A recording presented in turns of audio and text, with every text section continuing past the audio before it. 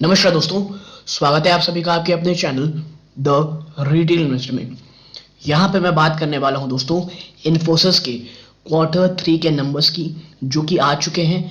कैसे रहे नंबर एक साथ देखते हैं। सीधा लेके चलता हूँ रिजल्ट की तरफ। देखिए, रेवेन्यू फ्रॉम ऑपरेशंस अगर आप देखेंगे तो इस बार 38,318 करोड़ आए हैं, जो पिछले क्वार्टर में 36,538 करोड़ थे और एक साल पहले 31,867 करोड़ थे। यानी क्वार्टर ऑन क्वार्टर और ईयर ऑन ईयर आप देखेंगे तो साफ बढ़ोतरी, लेकिन क्वार्टर ऑन क्वार्टर देखे तो फ्लैटिश सा ही कारोबार रहा है।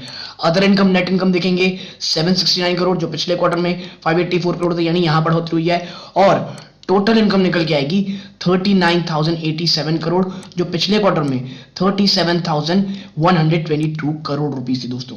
ठीक है, यानी ईयर ऑन ईयर तो दोस्तों बढ़ोतरी है अच्छी, लेकिन क्वार्टर ऑन क्वार्टर आप कह सकते हैं 5 to 6% के आसपास होगी। एग्जैक्टली कितना है थोड़ी देर में पता लगाएंगे।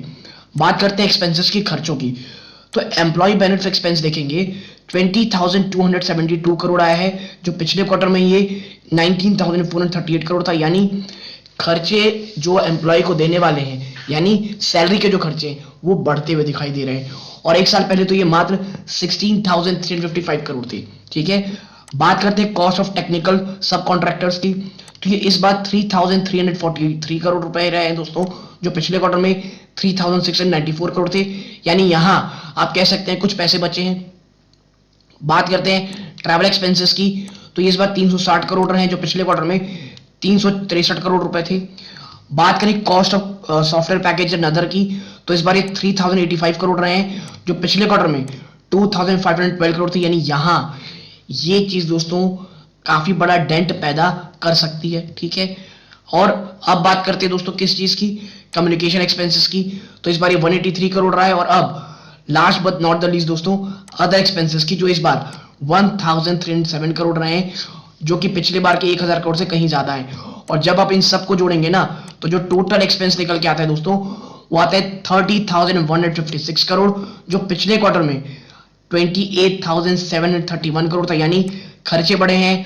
और प्रॉफिट बिफोर टैक्स यानी पीबीटी 8,931 करोड़ रही है, जो पिछले बार 8,391 करोड़ थी।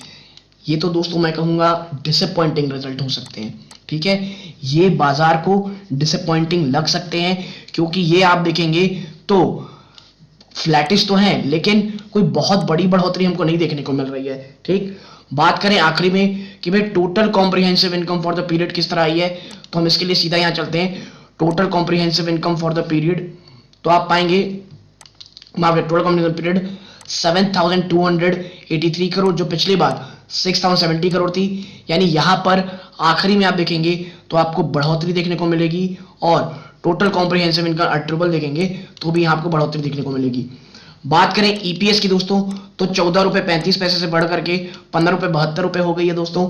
ठीक है, लेकिन मैं दोस्तों ये रिजल्ट ना बहुत ज्यादा अच्छे रिजल्ट तो मैं बिल्कुल कहीं से नहीं कह सकता इसको दोस्तों।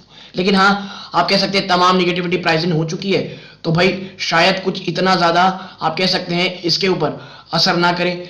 बात करें अपॉइंटमेंट की दोस्तों, तो एक अपॉइंटमेंट हुई है, आप देखें, based on recommendation of nomination and remuneration committee, board considered and approve the appointment of Govind Vaidiram दोस्तों Iyer, Govind Vaidiram Iyer as an additional and independent director effective from January 12। ठीक है, 12 जनवरी से दोस्तों इन्हें इंडिपेंडेंट डायरेक्टर बता दिया गया है। कौन है ये आपको मैं थोड़ी देर में बताऊंगा। ऊपर आपको इनकी कह सकते हैं एक शॉर्ट डिस्क्रिप्शन आपको मिल जाएगा। ये रहे दोस्तों वो कौन है, 1 सेकेंड आप देखें।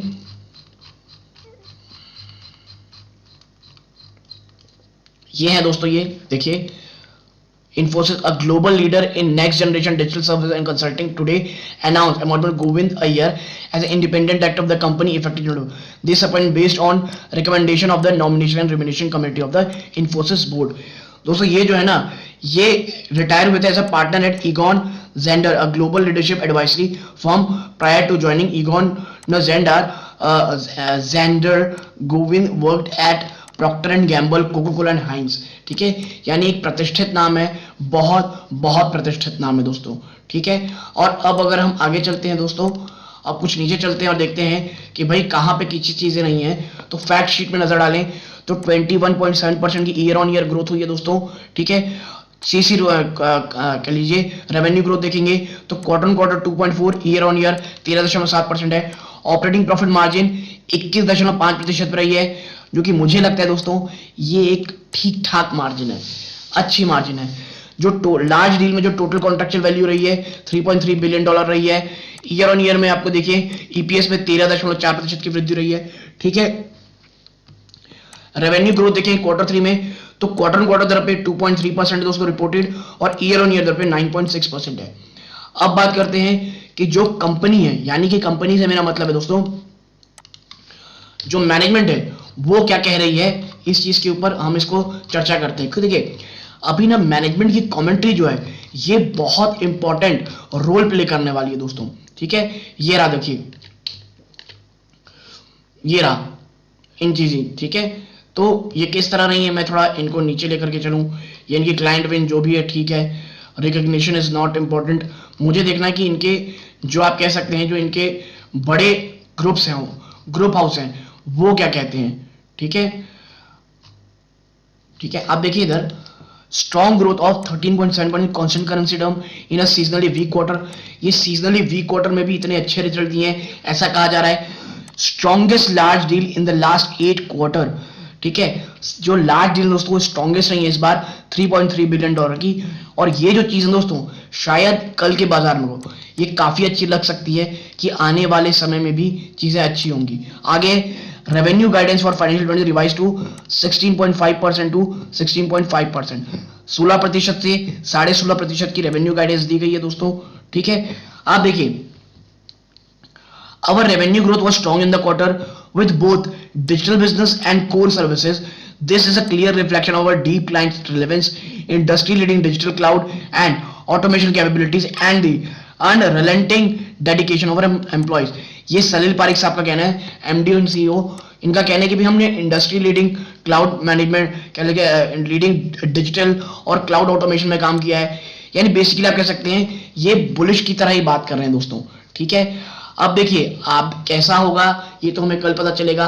रिजल्ट मुझे अगर सिर्फ इस क्वार्टर के देखेंगे तो मोर और लेस ठीक ठाक लगे, कोई बहुत अच्छा नहीं है। हाँ, जो लार्ज डील विन है ये काफी अच्छा एक रोल प्ले कर सकती है। तो यदि आपको ये एनालिसिस पसंद आई हो, वीडियो को लाइक करके चैनल को जरूर सब्सक्राइब कीजिएगा। यहां तक जुड़े रहे इस बात का बहुत बहुत धन्यवाद। ये इस वीडियो का अंत है।